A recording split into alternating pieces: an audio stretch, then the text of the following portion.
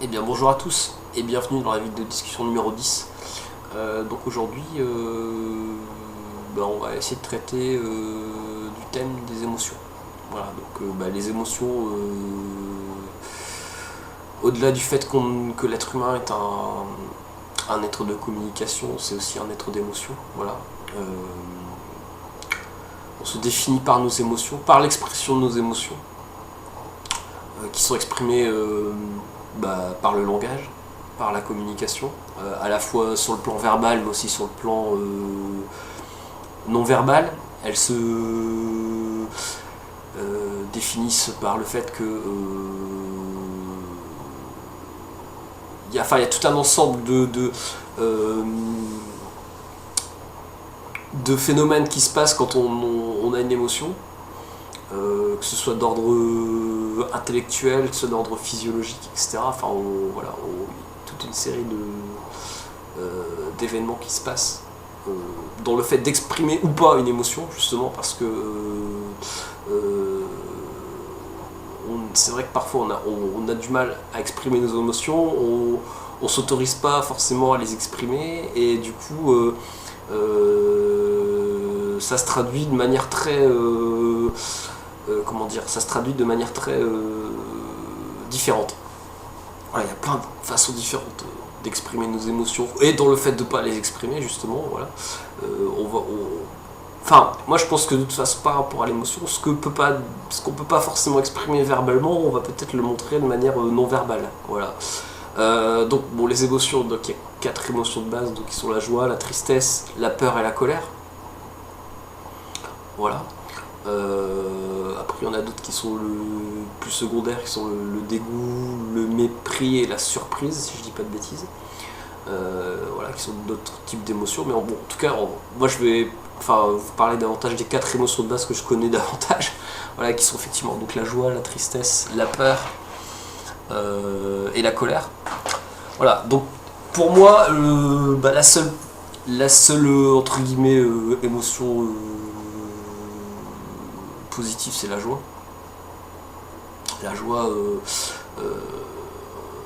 c'est davantage une émotion effectivement positive, alors que les autres, ce sont comme je dis de manière un peu philosophique,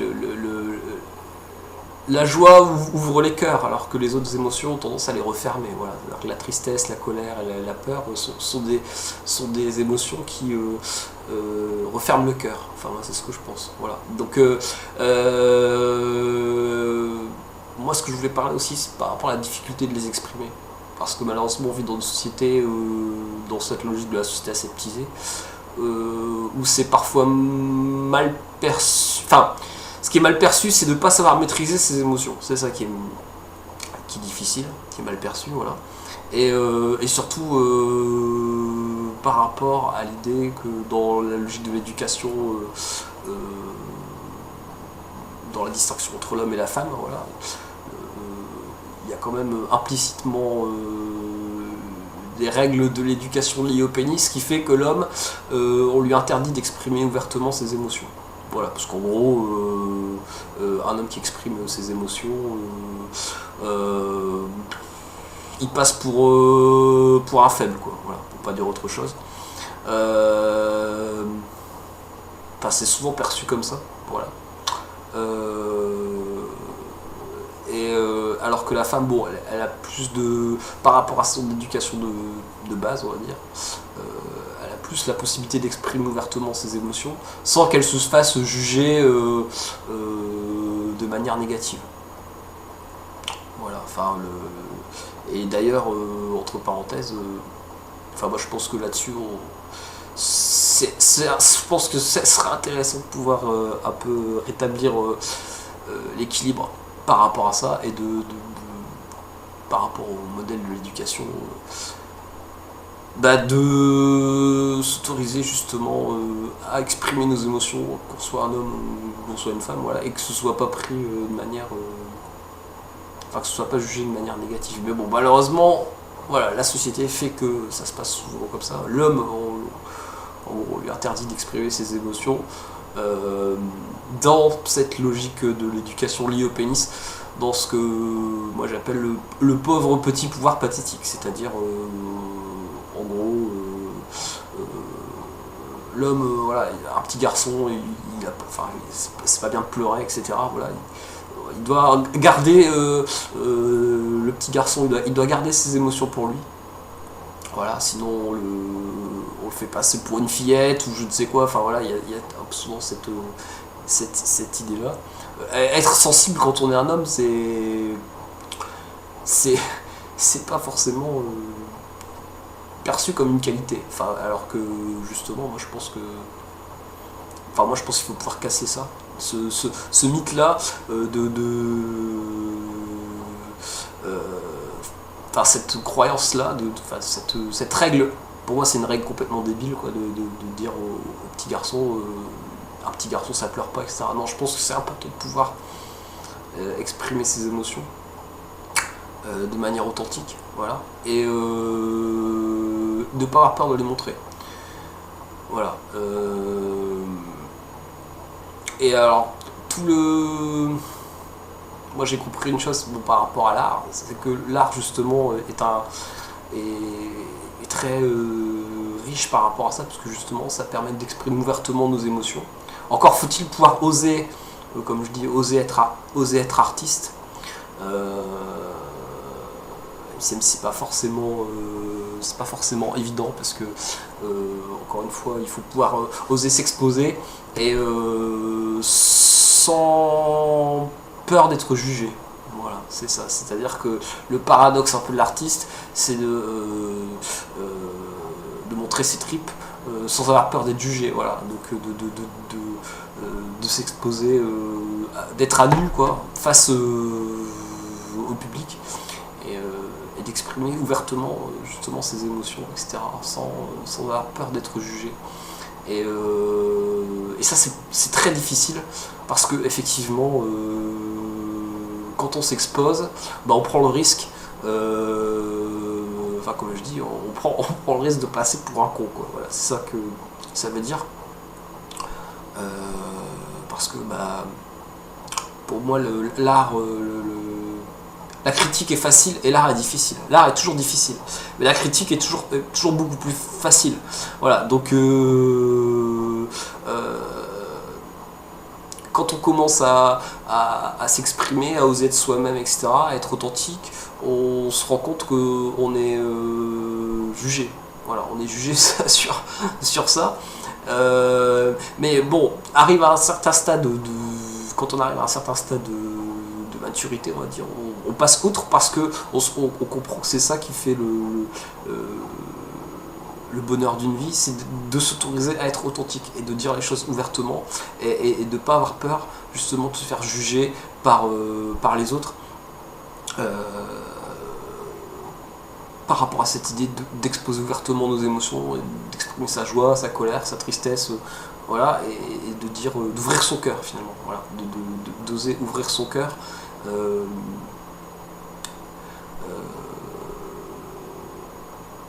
Voilà, sans se sentir jugé. Voilà, je veux dire,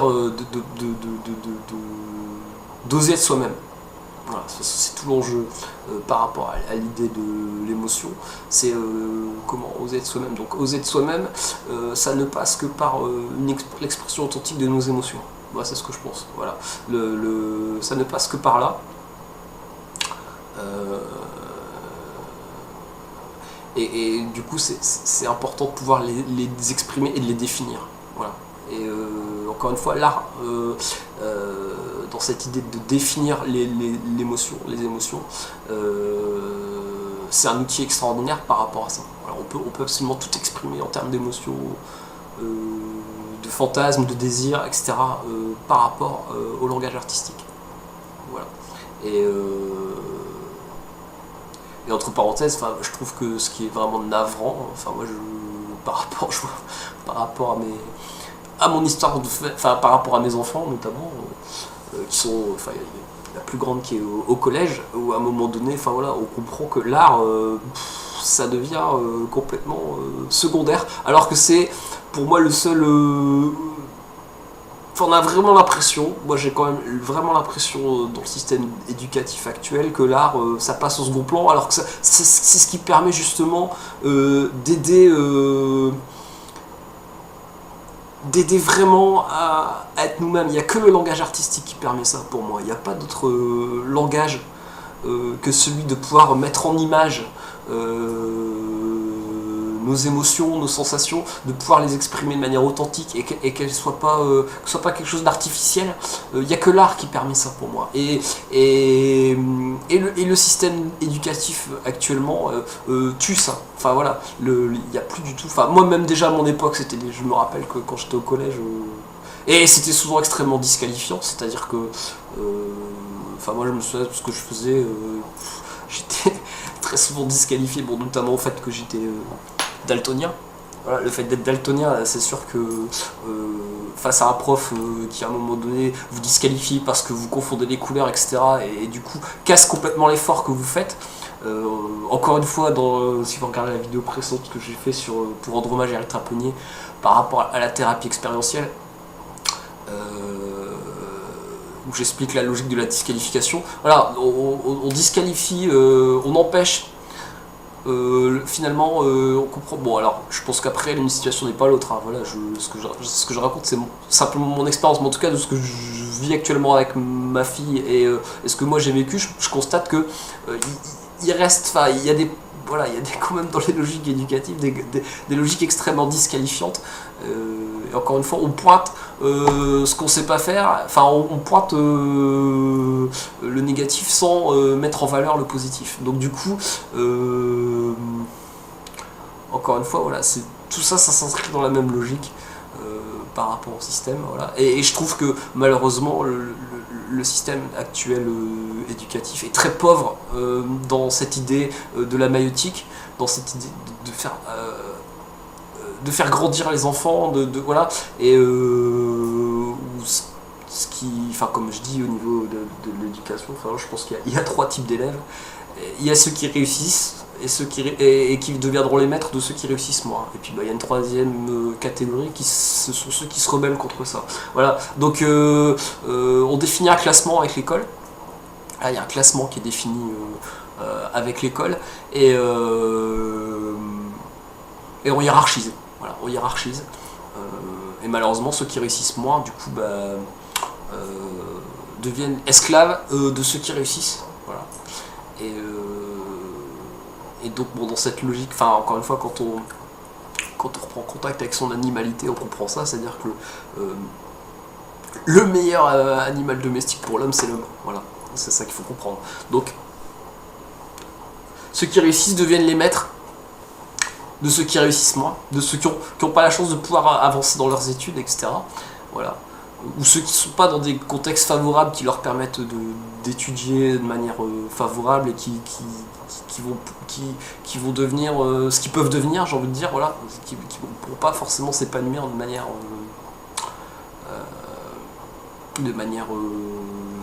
voilà, sereine, de manière optimale, j'ai envie de dire, enfin voilà, vraiment de pouvoir se développer. Voilà. Et donc ils seront réduits à des esclaves pour d'autres qui seront leurs maîtres. Voilà, qui eux auront eu la chance de faire des études, voilà. Et puis bon, après bon, il y a aussi dans cette idée de la société pornographique aussi, bon, on comprend aussi que ce qui fonctionne beaucoup, c'est les réseaux de connivence. C'est pas forcément le travail qui paye, ouais, c'est pas forcément le travail qui paye. Ce qui paye beaucoup, c'est finalement aussi d'avoir du réseau et que, enfin moi comme je dis. Enfin, c'est ce que je pense en tout cas. On a beau avoir autant de talent qu'on veut, si on n'a pas de réseau, ça sert à rien, quoi. Voilà, dans le système dans lequel on vit, encore une fois dans la logique de la société pornographique, pour réussir, il faut coucher, il faut avoir du réseau, enfin voilà, il faut... comme je dis, les règles sont les mêmes pour tout le monde, mais les dés sont pipés, quoi. Voilà, c'est ça qu'il faut comprendre. Les dés sont pipés et donc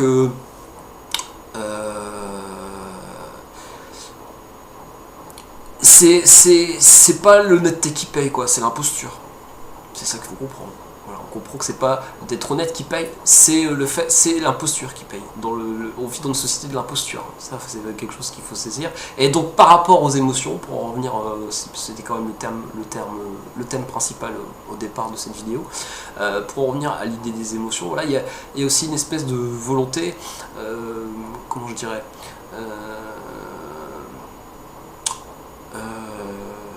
une espèce de formatage, voilà, de formatage du système qui fait qu'à un moment donné on vend, enfin d'ailleurs ça me renvoie une chanson de Stromae qui explique ça, je crois que c'est dans sa chanson Carmen, où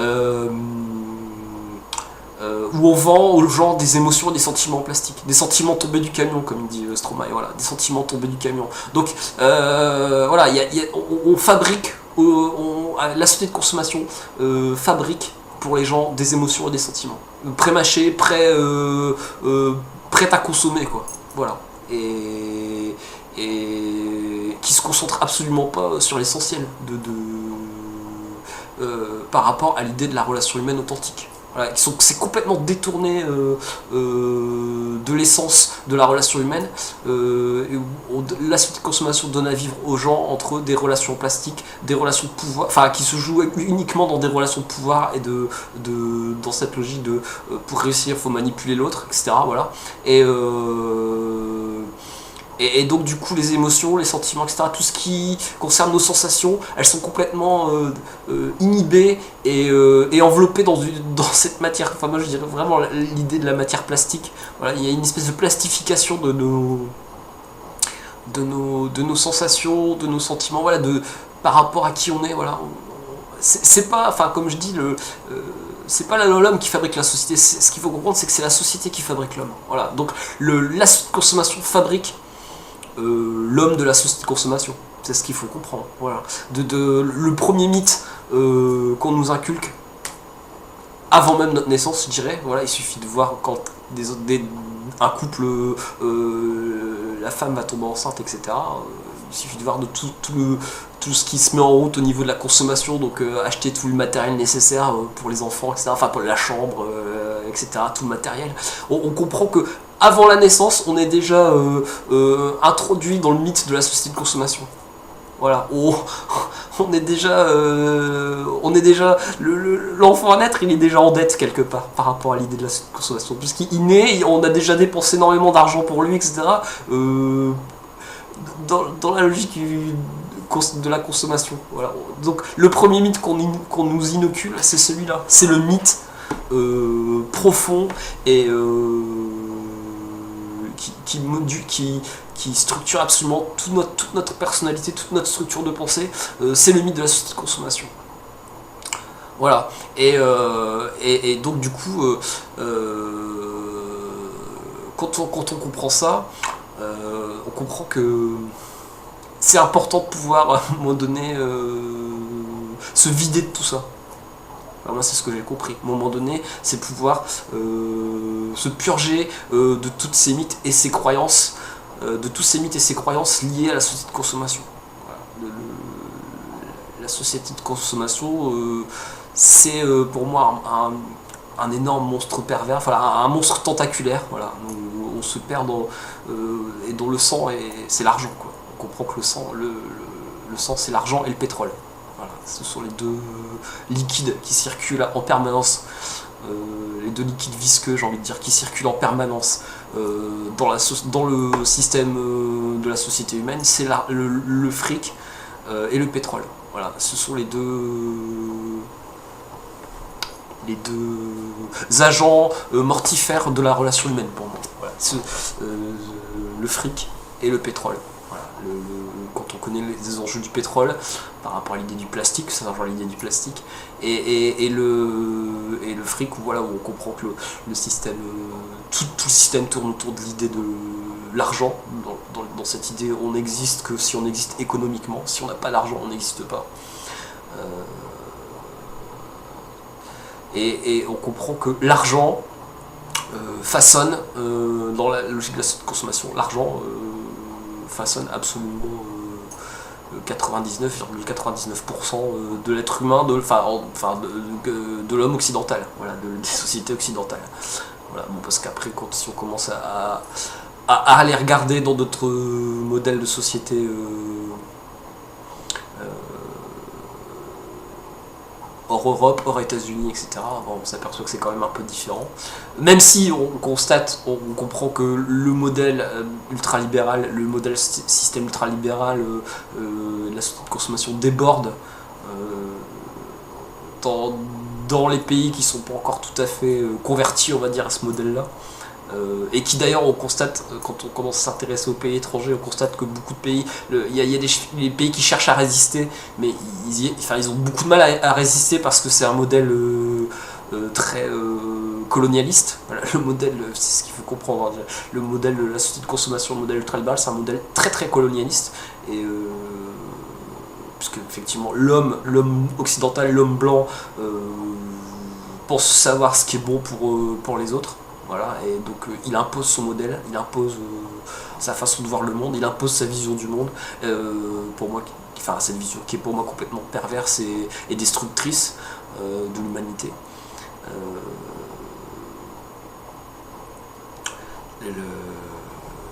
C'est une vaste supercherie, quoi. Enfin, voilà, c'est vraiment c'est, comme je le dis il y a quelques vidéos, enfin, c'est un modèle qui va nulle part, quoi. C'est un modèle qui va vers un néant.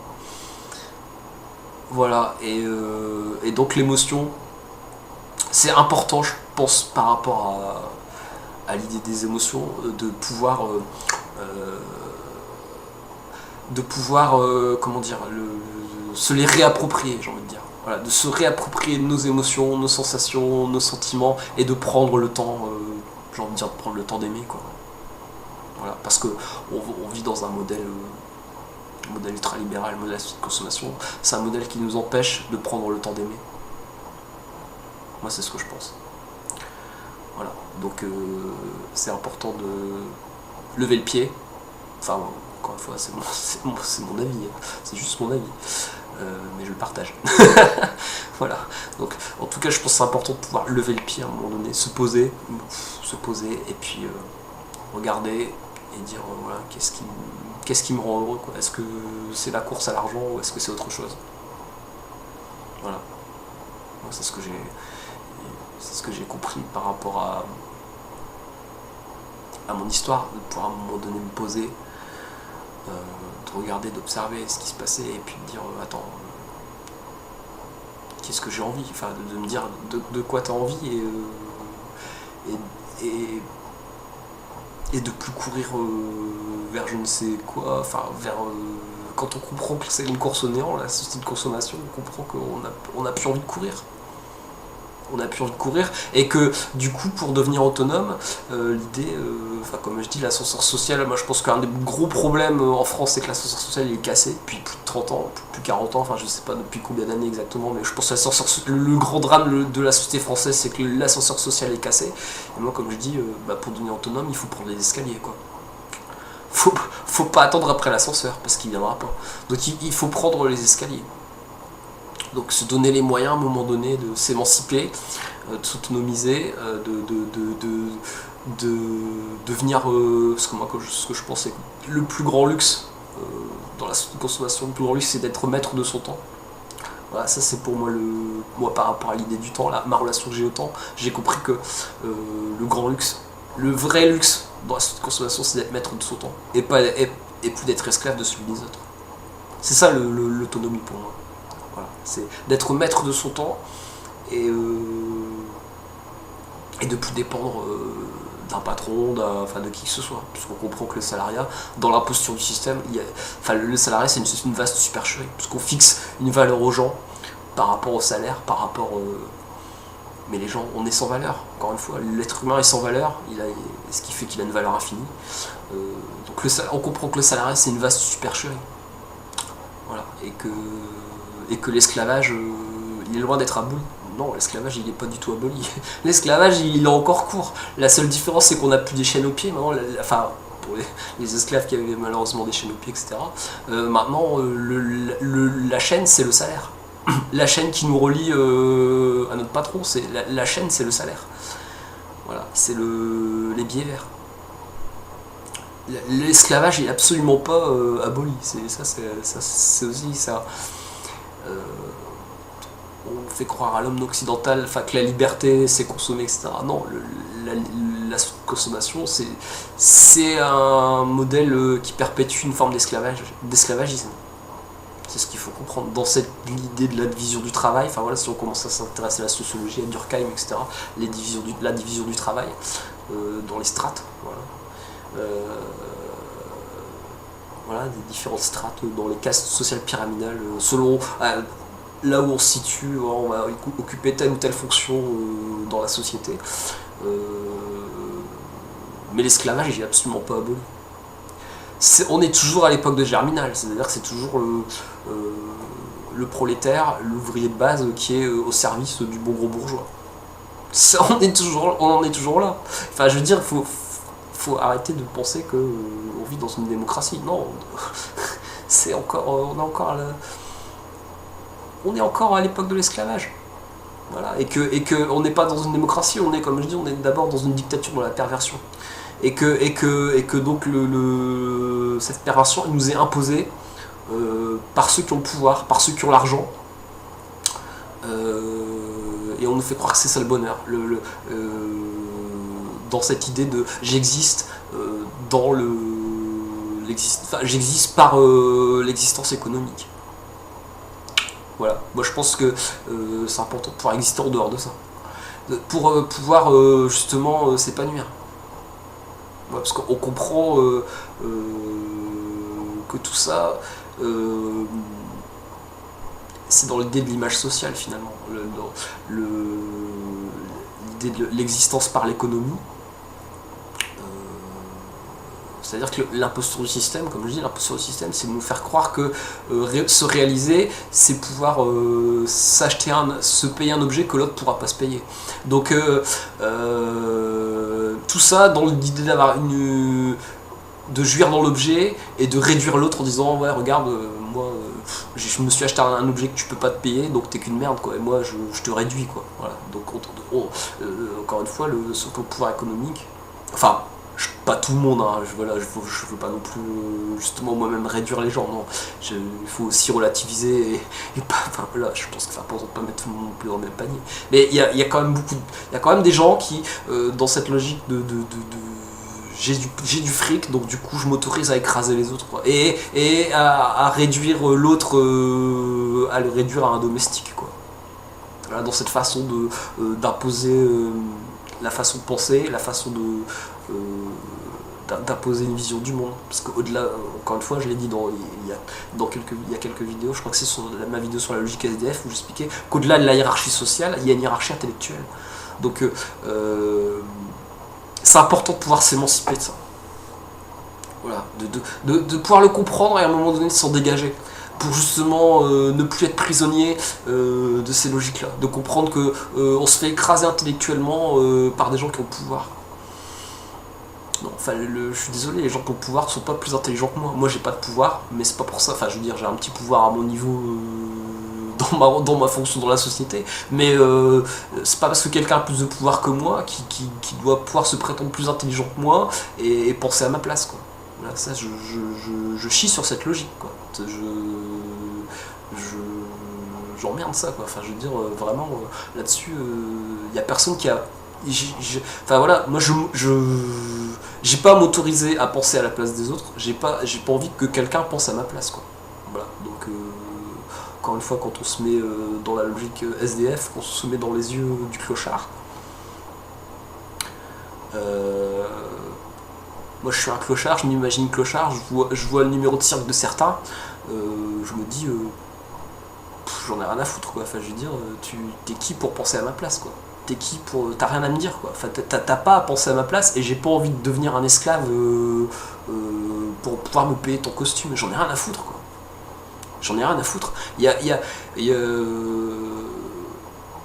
C'est pas en s'y prenant comme s'y prennent certaines personnes qu'on émancipe les gens. Non, on les rend dépendants. Voilà, donc encore une fois, quand on commence à comprendre ça, on ouvre les yeux, quoi. On ouvre les yeux. Et du coup, on cherche à s'en dégager. Par honnêteté intellectuelle, par, encore une fois, dans l'idée de l'éthique. Voilà. Moi, j'ai pas écrasé qui que ce soit, j'ai pas pensé à la place de qui que ce soit. Je m'en dégage, quoi. Je me dégage, je me désolidarise de cette pensée-là, de la pensée unique de la société de consommation. Je m'en désolidarise complètement. Parce que, pour moi, c'est une nécessité. On comprend que ça devient une nécessité et c'est un combat. C'est un combat contre moi-même. Avant d'être un combat contre le système, je pense que c'est aussi un combat contre moi-même. Contre ma propre imposture que je pourrais prendre dans le système. Voilà, donc faut pouvoir s'en dégager de ça, de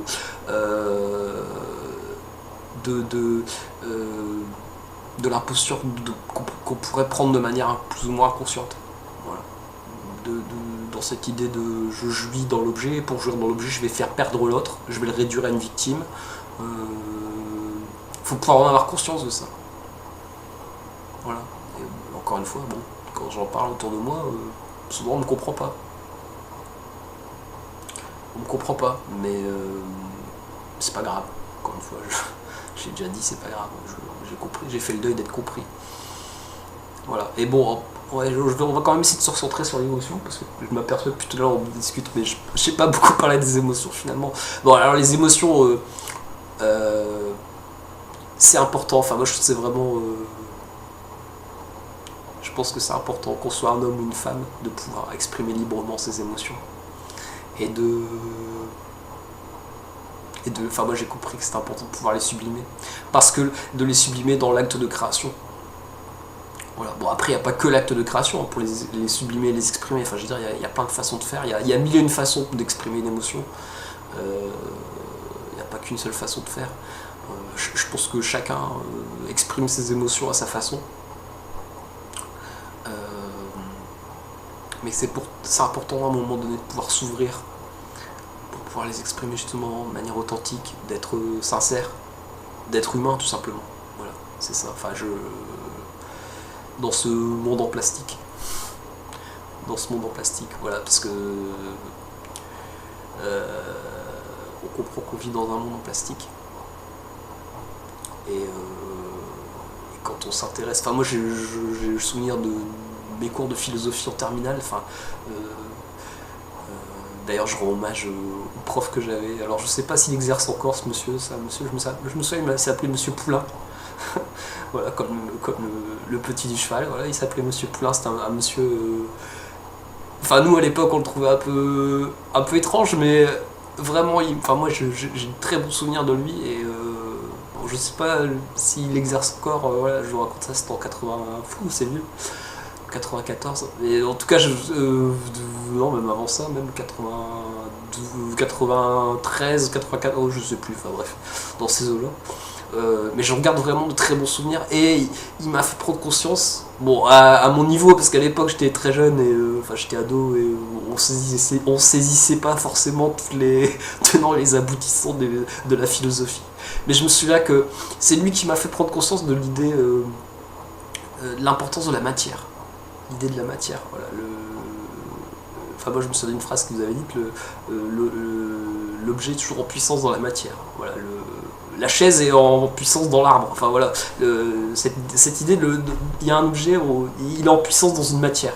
Voilà, et je me souviens que ça m'avait beaucoup marqué, cette idée par rapport à l'idée de la matière.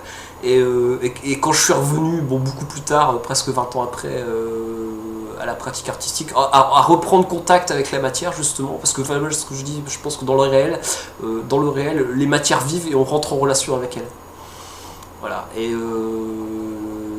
je pense que si j'en ai pris conscience, c'est grâce à lui. C'est-à-dire qu'à un moment donné, dans cette idée, voilà, la matière, on peut jouer avec. On peut la sculpter, on peut la manipuler pour créer ce qu'on a envie de créer. Voilà, je pense que c'est grâce à lui si j'ai pris conscience de ça à un moment donné dans mon histoire.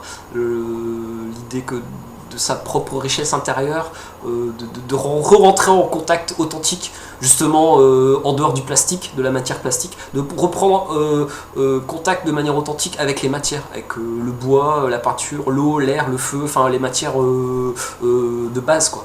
Enfin bon, la peinture c'est pas forcément une matière de base, mais je veux dire, voilà, les quatre éléments, voilà. Et de prendre conscience qu'on peut jouer avec ces matières-là pour créer à partir de notre propre matière intérieure, voilà, dans cette espèce de relation entre l'intérieur et l'extérieur, et comprendre qu'avec la matière on peut faire ce qu'on veut, quoi. Voilà, enfin moi je sais qu'à un moment donné, dans mon introspection, j'ai eu le sentiment de me retrouver entre guillemets tout nu, comme un petit enfant naïf, et à un moment donné j'ai joué avec ma matière, et j'ai pris 2 cailloux, voilà, enfin, on va dire ça comme ça de manière symbolique, j'ai pris 2 cailloux, j'ai fait un grand feu, quoi. Voilà. Puis j'ai commencé à faire des choses autour de ce grand feu. De manière complètement, enfin ce que je dis là c'est de manière complètement symbolique et introspective. Voilà, j'ai pris 2 cailloux, de la matière de base, voilà, de la pierre, voilà, j'ai pris 2 cailloux, puis j'ai fait un grand feu, voilà, dans mon cœur, dans mon âme. Et puis à un moment donné, je me suis autorisé avec les matières qu'il y avait en moi et que je voyais autour de moi, de créer, quoi. Voilà. Comme un enfant qui s'amuse. Enfin ça aussi, c'est par rapport à mon histoire, bon, je travaille 5 ans en école maternelle, où j'ai accompagné des enfants, donc j'étais en ZEP.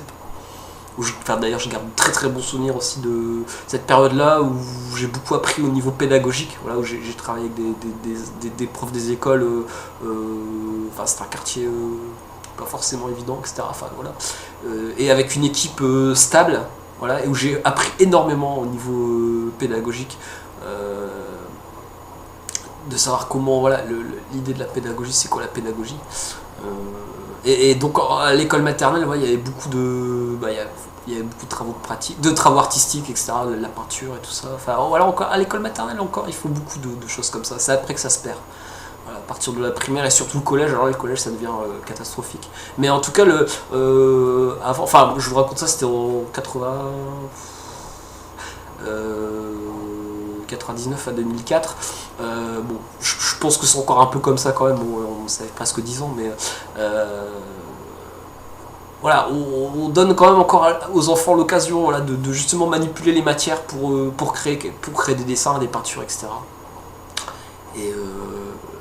Et j'ai compris, enfin ça m'a renvoyé à ça quand j'ai revécu ce que je vous disais par rapport à l'idée des cailloux que je frottais, de jouer avec la matière. Ça m'a renvoyé à tous ces enfants que je voyais avec leur peinture, leur dessin, leur coloriage, etc. Et voilà, je suis redevenu quelqu'un de profondément naïf et de profondément, enfin je me suis reconnecté, j'ai compris que je m'étais reconnecté à mon enfant intérieur, quoi. Enfin vraiment à cet enfant, voilà, qui a 6 ans, qui est naïf, espiègle, qui a envie et qui a encore besoin de ses parents pour grandir. D'où l'idée, alors quand il commence à faire un peu d'instruction, l'idée de l'autoparentage, parce que moi j'appelle l'autoparentage, c'est-à-dire l'idée d'être son propre parent. Et on comprend que cet enfant intérieur, il faut le protéger à tout prix, quoi. Pour cette idée de protéger l'innocence, il faut le protéger à tout prix, et il faut l'autoriser à ce qu'il joue. Voilà. Je suis devenu quelqu'un en reprenant contact avec lui, avec cet enfant intérieur, je suis devenu quelqu'un de très très joueur. Voilà, j'ai appris à jouer. La vie, pour moi, c'est devenu un jeu. Ça devient un jeu. Et je pense que c'est vachement important de pouvoir refaire ce chemin à l'envers. Voilà, à un moment donné, aller à la rencontre de notre enfant intérieur, de savoir qui il est, comment il était, etc. Et de pouvoir à un moment donné l'autoparenter, de le rassurer, de le protéger, voilà, et de le consoler si à un moment donné on voit qu'il a été triste, etc. De lui faire du bien, quoi. Voilà. Et on comprend que l'art, c'est ça, c'est-à-dire que la pratique artistique, ça permet de laisser exprimer cet enfant intérieur de manière complètement libre. Voilà, enfin, comme je dis, je pense que notre adulte et notre parent, enfin si on fait de la instruction, notre adulte et notre parent sont trop sérieux pour jouer. Ils n'ont pas envie de jouer. Voilà, l'adulte il est dans cette analyse constante, etc. Dans cette voilà, dans cette stratégique, etc. Et le parent qui est plus ou moins autoritaire, plus ou moins ouais, ils sont trop sérieux pour avoir envie de jouer. Celui qui joue en nous, c'est l'enfant. C'est personne d'autre. C'est pas ni l'adulte ni le parent. Eux, ils ont pas envie de jouer. Ils prennent les choses beaucoup trop au sérieux. Non, celui qui a envie de jouer, c'est l'enfant. Donc on comprend que c'est... Enfin, en tout cas, moi, j'ai compris que c'était vachement important de pouvoir reprendre contact avec son enfant intérieur et d'être connecté à lui. Enfin, moi, je me connecte à lui quasiment en permanence, tout le temps. C'est lui qui me rend heureux, c'est lui qui me donne du bonheur quelque part. Enfin, ouais, qui m'autorise à être innocent. Voilà, parce que malheureusement, on vit dans une société qui cultive la culpabilité. On est tous coupables. Voilà. On est tous coupables, enfin, par rapport à notre condition. On est coupable d'être juif, on est coupable d'être musulman, on est coupable d'être chrétien, on est coupable d'être bourgeois, on est coupable d'être ouvrier, on est coupable d'être un homme, d'être une femme, etc., etc. On peut multiplier ça à l'infini. Et je pense que c'est important de protéger l'innocence. Moi, je pense que c'est le combat, dans l'idée du combat politique authentique. C'est pour ça qu'il faut se battre. C'est pour ça qu'il faut se battre. Enfin, c'est ça qui vaut le coup qu'on se sacrifie, quoi. Qu'on se sacrifie, c'est pour l'innocence. Peu importe pour qui, enfin, je veux dire, on est, enfin, quand je dis né du verbe naître, on est tous innocents. C'est la société qui nous rend coupables, qui nous corrompt. Voilà. Et qui cultive ça, et notamment justement aussi par rapport à l'idée de la société judéo-chrétienne, enfin la chrétienté, des choses que je prends, beaucoup de choses que je rejette aussi, parce que chrétienté est synonyme de culpabilité. Ouais, c'est ce que j'ai compris. Et le problème, c'est que par rapport à l'idée de l'innocence, on comprend que c'est l'innocence qui nous donne la force d'aimer. Comment aimer si on est tous coupables? Quand on commence à décortiquer la logique judéo-chrétienne, c'est quand même ça, quoi. L'idée centrale, elle est là. Enfin, et pourtant, enfin, moi j'ai reçu une éducation judéo-chrétienne, j'ai été baptisé, j'ai fait ma communion, etc. Machin. Mais quand j'ai commencé à m'en éloigner de tout ça, j'ai compris ça. Enfin, ça m'a fasciné d'ailleurs. Je me disais, mais purée, tout se base sur la culpabilité. Mais on est coupable de rien quand on arrive, on est innocent. On n'a rien demandé. Voilà, je vais pas être coupable de quoi que ce soit en naissant. Et c'est valable pour n'importe quel être humain. Voilà. Bon, après, je pense que dans la religion chrétienne, il y a aussi des choses qui sont intéressantes. Enfin, je veux dire, le message de Jésus-Christ, par exemple, enfin, de Jésus-Christ, il a un message qui est très beau. Mais la logique du sacrifice de l'innocence, enfin, là, ça me fait penser à une phrase d'une pensée d'Albert Camus, hein, qui dit que le paradoxe, enfin comment il dit, je sais plus comment il dit ça, mais par rapport à l'idée de... Tout le paradoxe de la chrétienté, c'est le sacrifice de l'innocence et de l'acceptation de ce sacrifice. Voilà, c'est le paradoxe de la chrétienté, et ce qui fait, enfin lui il dit que c'est ce qui fait sa grandeur. Bon, moi je suis pas forcément persuadé que ça fasse sa grandeur. Enfin moi je suis pas pour le sacrifice, enfin quand je pense qu'il faut justement, faut le protéger, il faut la protéger l'innocence, il faut pas la sacrifier. Je pense que tout le problème de la société pornographique, la société de consommation, c'est qu'elle sacrifie l'innocence sur l'autel de sa perversion, quoi.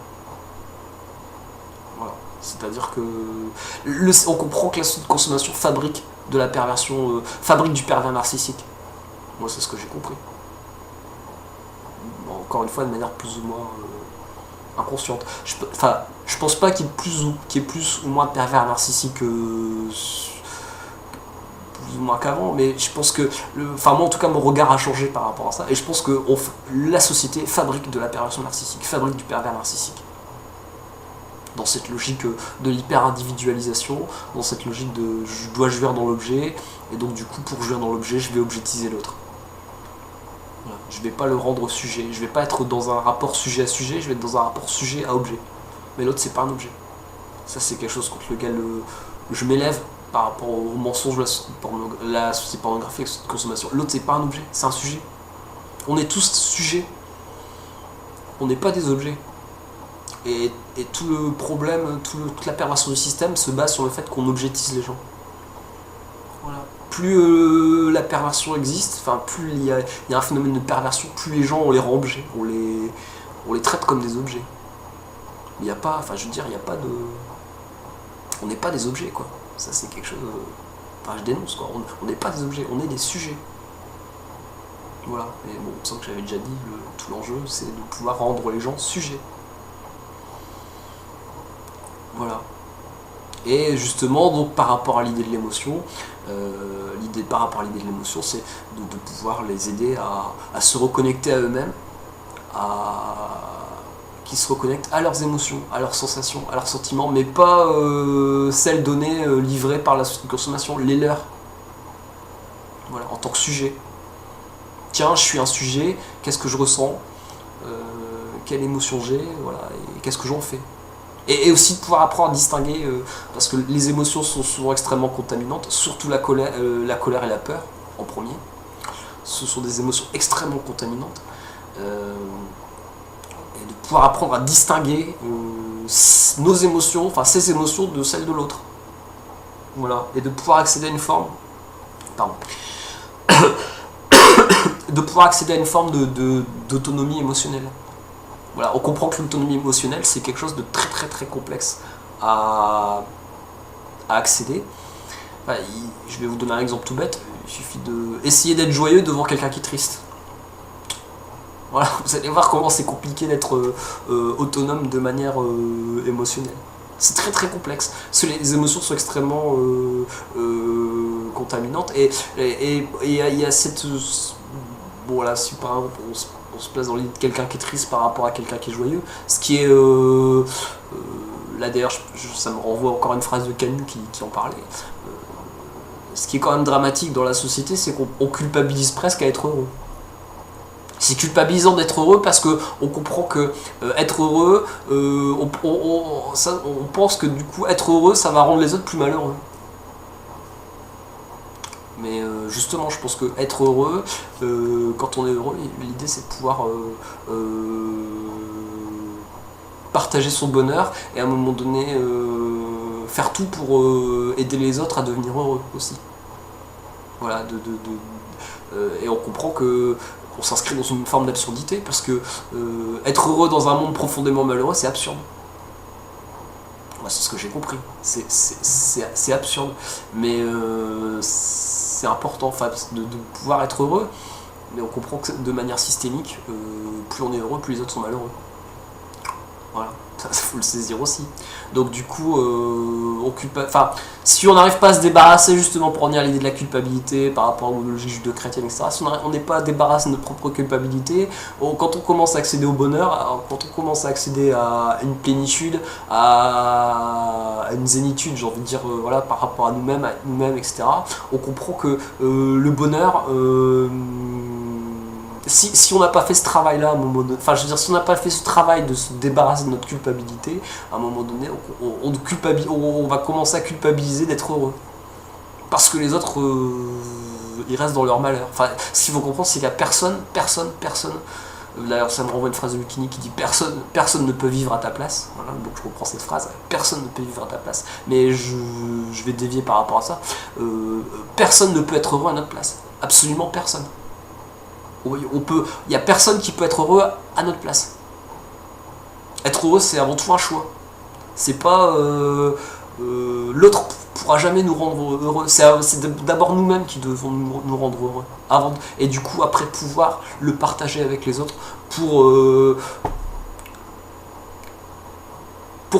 dans l'idée de partager le bonheur, pour dire, bah ouais, le bonheur existe, il se partage, et je le partage avec toi, quoi. Voilà, je le partage avec toi pour justement d'essayer de te donner un peu de bonheur, pour que tu te sentes mieux, pour que tu ailles mieux, pour que tu te fasses redonner le sourire, etc. Bon, aussi encore cette idée de l'enfant intérieur.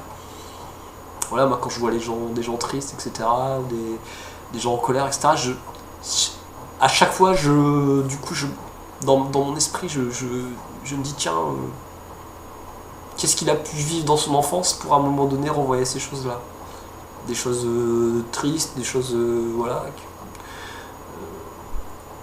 Quand je vois quelqu'un de triste ou en colère, parce que la colère, on comprend que c'est souvent l'expression d'une tristesse en réalité, avant d'être autre chose.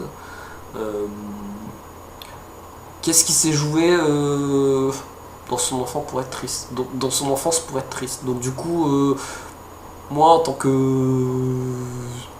Enfin ayant fait ce travail, voilà, par rapport à mon enfant intérieur, d'être heureux, voilà, on va dire ça comme ça, je me pose la question de savoir, bah tiens, comment je peux faire pour consoler l'autre.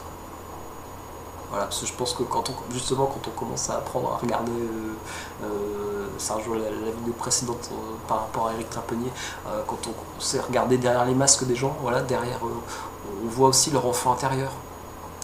Et du coup, quand on apprend à consoler son propre enfant intérieur, on sait comment s'y prendre pour... enfin, en tout cas, de manière la plus humaine possible, la plus sincère possible. On sait comment s'y prendre pour... enfin, on essaye en tout cas de s'y prendre, de faire en sorte de consoler l'autre. Voilà, en le réconfortant, en étant dans l'empathie, dans la compassion. Voilà, la compassion à distinguer de la pitié. Moi, je suis devenu quelqu'un sans pitié, mais j'ai de la compassion. Voilà, parce qu'on comprend que la pitié, ça aussi dans la logique judéo-chrétienne, on comprend que la pitié n'a jamais aidé les gens. Ça n'aide pas les gens d'avoir pitié d'eux. Donc, moi, je pense que pour rendre le monde meilleur, il faut être sans pitié. Il faut être sans pitié. Mais avoir de la compassion, par contre. Voilà. Donc, dans cette logique de consoler l'autre, l'enfant intérieur de l'autre, voilà, quand on constate, quand on voit que l'autre il va pas bien, voilà, il est triste, etc. D'être humain, quoi, tout simplement. Voilà, de pas le laisser. Enfin, moi, je pense qu'il n'y a rien de pire si on est nous une âme joyeuse. Je pense qu'il n'y a rien de pire que l'indifférence. Je pense que un des sentiments les plus laids de l'être humain, c'est l'indifférence. Et je pense que quand on voit une âme en peine, je pense que dans la mesure du possible, il faut toujours pouvoir à un moment donné faire un geste. Des fois, il suffit de pas grand chose, quoi, de faire juste un petit geste pour réconforter l'autre, quoi, pour lui faire un peu retrouver le sourire. Bon, même si c'est pas grand chose, mais ouais, faire un geste. Voilà, parce que c'est ça qui compte. Enfin, comme je dis, la seule chose qui compte dans ce monde, c'est les gestes, le geste. Quand on comprend que la réalité n'existe pas et que tout est relation, tout est relatif, voilà, tout est relation, tout est relatif, la seule chose qui compte, c'est le geste. Le geste qu'on va faire vers l'autre pour lui dire, bah tiens, je te reconnais, je te connais, t'es comme moi, t'es un être humain. Dans ce simple geste, bonjour, je suis là, quoi. Voilà, t'existes et j'existe et tiens, on va faire connaissance. Voilà, il suffit de pas grand chose, un petit geste, voilà, c'est ça. Et entre parenthèses, je pense, parce que ça c'est une question qu'on me pose souvent quand je suis en tant qu'éducateur qui travaille auprès de public SDF, on me demande souvent, ouais, qu'est-ce qu'il faut faire avec les SDF, etc. Faut leur donner une pièce, faut leur donner à manger, machin. La première des choses, c'est déjà de leur montrer qu'ils existent, donc déjà de leur parler, de leur sourire ou de leur voilà, passer un peu de temps avec eux. Les gens, ils en demandent pas plus finalement. Au-delà de la pièce ou de leur donner à manger, les gens ce qu'ils demandent, c'est d'exister dans le regard de l'autre. Ils en demandent pas plus, les gens. Bon, même si après, effectivement, si vous leur donnez une pièce ou vous leur donnez à manger, c'est bien aussi. Enfin, je veux dire, l'un n'empêche pas l'autre. Mais ce qu'ils attendent avant tout, c'est de pouvoir se sentir exister, les gens. Et encore une fois, il n'y a rien de pire que l'indifférence. Voilà. Passer devant un SDF, faire comme si on le voyait pas, il n'y a rien de plus violent pour lui. De pas exister aux yeux... Enfin, il n'y a rien de plus violent que de pas exister aux yeux de l'autre. C'est la pire des violences qu'on peut faire à un être humain, c'est celle-là. De pas l'autoriser à exister. Voilà. Et parce que c'est le premier geste qu'on peut faire, justement, c'est de montrer à l'autre qu'il existe, et pour qu'il puisse s'autoriser à exister, et d'avoir une identité. Voilà, justement, de pouvoir s'accrocher à une identité, s'accrocher à quelque chose qui lui permette d'exister. Parce qu'encore une fois, j'en parlais l'autre jour, le SDF, moi plein de fois j'ai rencontré des gens qui s'autorisaient même pas à refaire leur carte d'identité, tellement leur image elle est détruite, tellement tellement le système leur a marché sur la gueule, quoi. Voilà, tellement ils s'autorisent plus à... voilà, ils sont comment dire, ouais, ils s'autorisent pas à exister, quoi. Voilà, et ils se laissent complètement marcher dessus, et donc il y en a qui se gênent pas pour le faire, parce qu'on comprend, encore une fois, dans les logiques relationnelles, que les gens qui vont, le déficit des gens qui vont mal n'a d'égal que les bénéfices des gens qui vont bien. Donc ça rassure, les gens qui vont bien, ça les rassure de voir des gens qui vont mal. C'est ça qu'il faut comprendre. Voilà, donc le SDF, il a une fonction dans le système. Il sert de garde-fou. C'est un garde-fou du système. C'est un garde-fou.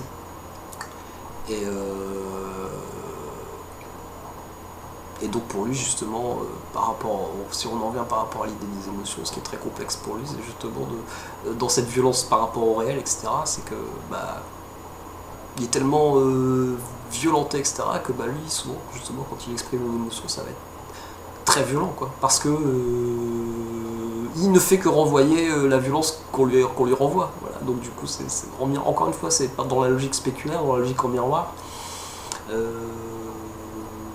Le monde SDF, c'est un monde très très violent, parce que les gens, quand ils communiquent, ils ne communiquent que ce qu'ils vivent. Donc du coup, ils vivent des choses violentes, donc ils renvoient des choses violentes. C'est d'une logique implacable.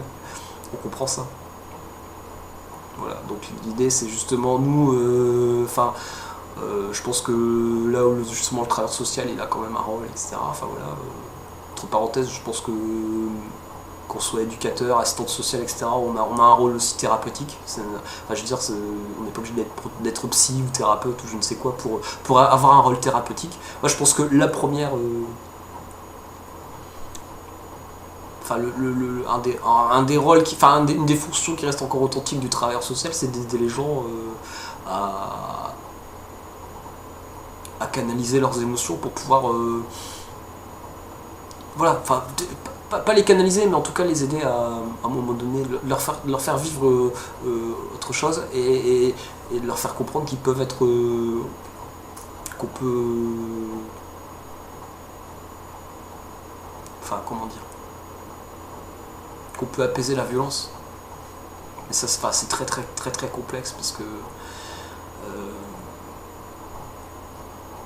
que le système ne nous donne pas les moyens suffisants, je dirais, pour vraiment aider les gens. Voilà. Moi, je pense que les politiciens, voilà, là ça va glisser sur le politique, mais combien on entend au niveau national, etc., la fameuse promesse, le zéro SDF, mais les politiciens, je suis pas certain qu'ils y connaissent grand chose au monde de l'exclusion, quoi, parce que c'est un vaste mensonge de dire on va pouvoir mettre le mythe zéro SDF. C'est pas parce qu'on va mettre les gens dans des logements qu'on va résoudre les problèmes, quoi. On va faire que déplacer les problèmes. Voilà, c'est ça qu'il faut comprendre. Mais je pense que c'est quand même important que dans le travail social, il y ait des moyens, quoi. Il y ait vraiment des moyens. Parce que là, comme encore une fois, de manière complètement implicite, on n'est pas du tout dans une logique de s'occuper. Comme dit Eric Trapponnier, le travail social est... Le travail social est fait pour le confort du professionnel, il n'est pas fait pour le confort de l'usager. Donc on comprend que... Et encore une fois, dans ces logiques, dans la logique capitaliste, mercantile, etc., dans cette logique de l'achat de la paix, à la fois de l'achat de la paix sociale et dans cette logique de rentabilité, on comprend que le travail social s'organise... Enfin, rien n'est fait pour assurer le confort de l'usager. Donc du coup, on comprend qu'il y a très peu de moyens finalement. On agit sur on a très peu de leviers pour agir vraiment sur comment on peut modifier les choses. Il y a pas grand chose. On comprend que les gens ils sont en circuit fermé. Enfin moi je sais que de mon expérience j'ai croisé des gens en 95, on est en 2014, j'ai croisé des gens en 95 que je croise encore maintenant, qui sont encore dans le circuit de l'exclusion. Voilà. Donc quand on comprend ça, on comprend que les gens sont en circuit fermé. C'est un système. Il n'y a pas de. Encore une fois, le SDF c'est un garde-fou. La société, le système a besoin du SDF pour se pérenniser, pour pouvoir continuer à fonctionner. Parce que le SDF, si vraiment on avait voulu régler la question SDF, elle serait réglée depuis longtemps. Voilà, et bon, on comprend aussi parce que le paradoxe du travailleur social, c'est aussi de travailler on travaille à notre disparition, mais en réalité on travaille pas du tout à notre disparition, on travaille justement à pouvoir perpétuer notre travail. Tout s'organise pour assurer notre travail. Voilà, comme je dis, le travail social, c'est une carrière à mener sur le dos des malheurs des autres. Voilà, on comprend ça. Donc on assure notre avenir sur le dos du pauvre. Voilà. Voilà le travail social, c'est ça. C'est une carrière à mener. Donc il faut assurer son avenir. Donc on va pas travailler pour disparaître, on va travailler pour continuer à travailler. Donc du coup, on comprend que on va pas forcément faire vouloir vraiment changer les choses, puisque il faut qu'on existe aussi. Enfin, le travail social a besoin d'exister, donc du coup, il doit travailler à sa. Attendez, je vais remonter un peu mon siège. Je sens qu'il est hop. Voilà. On comprend que les choses s'organisent, surtout pas que les choses changent. Voilà, et que encore une fois, faut pas bousculer un ordre établi. Voilà. Donc par rapport à ce ordre établi, faut pouvoir, comme je dis, le travail social, la seule arme authentique qui reste dans le travail social pour moi c'est la réflexion. La réflexion et l'idée à un moment donné d'essayer de bouger les lignes, mais pour bouger les lignes il faut s'autoriser à dire les choses et à recycler le système, c'est-à-dire à métacommuniquer tout le temps. Enfin moi je passe mon temps à métacommuniquer, à révéler l'implicite, enfin à essayer de révéler l'implicite aux gens, pour ouvrir le système dans un système plus global, voilà, et du coup à un moment donné, en comprenant les choses, de pouvoir essayer d'agir de manière différente, voilà. Et mais bon, chacun, enfin, à mon niveau, je veux dire, c'est pas grand chose. Enfin, je veux dire, au niveau individuel, on comprend que c'est vraiment pas grand chose. C'est vraiment pas grand chose et que du coup, par rapport à tout ça, l'idée c'est qu'à un moment donné, enfin, moi je sais, par rapport à tout ça, par en état intellectuel, je dois quitter le travail social.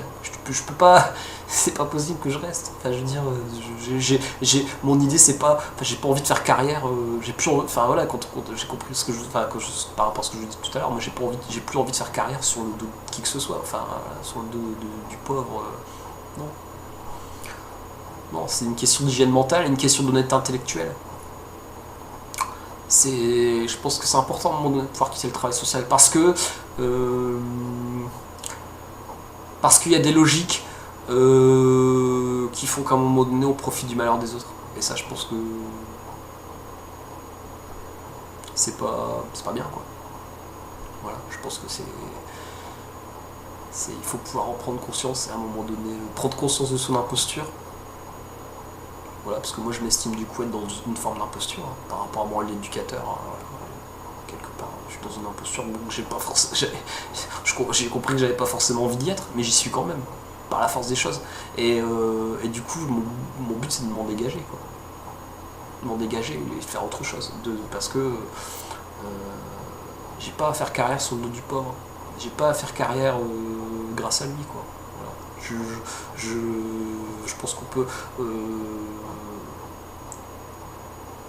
L'idée, c'est de prendre, d'avoir un rôle authentique pour vraiment faire bouger les lignes, quoi. Et on comprend que, en tant qu'éducateur, on n'est pas là pour faire bouger les lignes. On est là pour faire fonctionner un système. On est là pour assurer que le système fonctionne bien. On est là pour, on est les soupapes de sécurité. On est de la, je dis de manière un peu violente, on est de la vaseline du système. Le travailleur social, il sert à lubrifier les relations entre les inclus et les exclus. Ça, faut comprendre. On est des lubrificateurs. Voilà. Ça sert à acheter la paix sociale, ça sert à faire régner une forme de paix sociale. Et pour pas déranger ceux qui sont en haut de la pyramide sociale. Voilà. Parce qu'encore une fois, il ne faut surtout pas bousculer un ordre établi. Voilà. Par rapport aussi à l'idée de la morale, etc. D'ailleurs, entre parenthèses, on comprend aussi que parfois on fabrique de l'éthique avec de la morale. Quand on comprend ça aussi, on comprend aussi l'imposture du système, quoi. Dans cette manière d'imposer la vision du monde, la façon de penser. Il ne faut pas confondre éthique et morale, c'est deux choses complètement différentes. La morale, moi je m'assois dessus, quoi. Donc ça c'est clair. Enfin, je veux dire, depuis je suis tombé amoureux de l'idée de l'éthique, la morale, ça me file des boutons, la morale. Je suis allergique à la morale. Je suis devenu allergique à la morale. La morale, c'est l'approche colonialiste, la morale. Voilà, c'est une forme de pensée colonialiste. Alors que l'éthique, c'est une forme de pensée anthropologique. Donc c'est complètement différent. Voilà. Dans l'idée de l'éthique, l'idée c'est de rentrer en relation de manière anthropologique et pas de manière colonialiste. Donc dans cette idée de penser à la place de l'autre, dans l'idée anthropologique, c'est on rencontre l'autre authentiquement et on essaie de comprendre de comment il fonctionne, de comment il pense, pour essayer et nous-mêmes de lui faire voir de comment on pense et notre façon de voir les choses, et à un moment donné créer encore une fois dans l'idée de la dialectique, voilà, on revient toujours à l'idée de la dialectique, de créer un troisième endroit à un moment donné, un contexte qui va faire qu'à un moment donné les gens vont s'autonomiser, quoi. Voilà, mais sans imposer aucune vision du monde d'aucune sorte. Voilà, et de pas dire ouais, ce que tu fais c'est pas bien, machin, non, et à aucun moment de juger les gens, quoi. Et encore une fois, de chercher d'abord à les qualifier avant de les disqualifier. Voilà. Donc, quand on comprend que dans certaines situations, les gens confondent morale et éthique et qu'ils fabriquent de l'éthique avec de la morale, on comprend la posture, quoi. On comprend qu'il faut à un moment donné le dénoncer, quoi. Parce que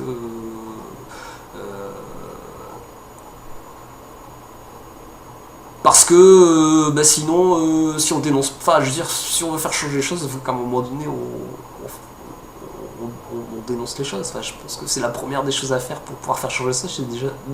Pour pouvoir faire changer les choses, la première des choses à faire, c'est déjà de pouvoir le dénoncer. Et puis après, dire, qu'est-ce qu'on fait, quoi. Voilà. Et pouvoir l'exprimer clairement, oser exprimer clairement, et encore une fois, du coup, dans l'idée d'être authentique. Voilà, c'est important d'être authentique. Donc du coup, moi j'ai compris une chose, donc bon, on va terminer là-dessus par rapport aux émotions. Je pense qu'on va plus aller beaucoup plus loin. Je sais pas exactement de combien de temps ça tourne, mais bon, ça fait déjà un petit moment, donc on va plus trop tarder. Moi j'ai compris une chose, donc par rapport aux émotions, c'est important de pouvoir nous reconnecter avec nous-mêmes. Et quand on apprend à se reconnecter avec soi-même, à un moment donné, on est à l'écoute de ses émotions, on est à l'écoute de ses sensations, et on apprend à les maîtriser. Et aussi dans la logique du silence, c'est-à-dire que quand on comprend la logique de la maîtrise, on comprend ça s'imbrique dans la logique du silence, de réfléchir dans la logique du silence, dans la logique de la réflexion, de la méditation, de dire tiens, j'ai telle sensation, j'ai telle émotion, qu'est-ce que ça veut dire, qu'est-ce que j'en fais, quoi. Comment je m'en sers pour pour rendre le monde plus beau. Voilà, c'est ça qu'on comprend. On comprend que ça sert à ça, nos émotions, nos sensations, etc. À un moment donné, quand on reprend contact avec nous-mêmes, on comprend qu'on peut les manipuler, on peut en faire absolument ce qu'on veut. Enfin, voilà, on peut ça devient un outil, et à un moment donné, de savoir qu'est-ce qu'on en fait, voilà, de cet outil, et on comprend que on peut très facilement les sensations, les émotions, on peut très facilement les utiliser dans l'acte de création, et dans le fait de se dire, bah tiens, je vais essayer de rendre le monde un petit peu plus beau, d'offrir à l'humanité une réalité un peu plus belle, quoi. Voilà. Et encore une fois, sans rien attendre en retour, juste pour, voilà, dans l'acte d'amour, quoi, dans l'acte désintéressé. Voilà, bah, on va arrêter là pour cette vidéo. Voilà, bah, écoutez, j'espère que ça vous aura plu. Voilà, bon, j'avais envie de faire une vidéo sur les émotions. Bon, j'en ai pas forcément, je me rends compte que j'en ai peut-être pas forcément énormément parlé, bon, beaucoup au début, un peu plus à la fin, voilà. Voilà, donc bah écoutez, je vous dis à la prochaine fois donc, pour la vidéo de discussion numéro 11 sur la chaîne LV888. Allez, ciao, salut!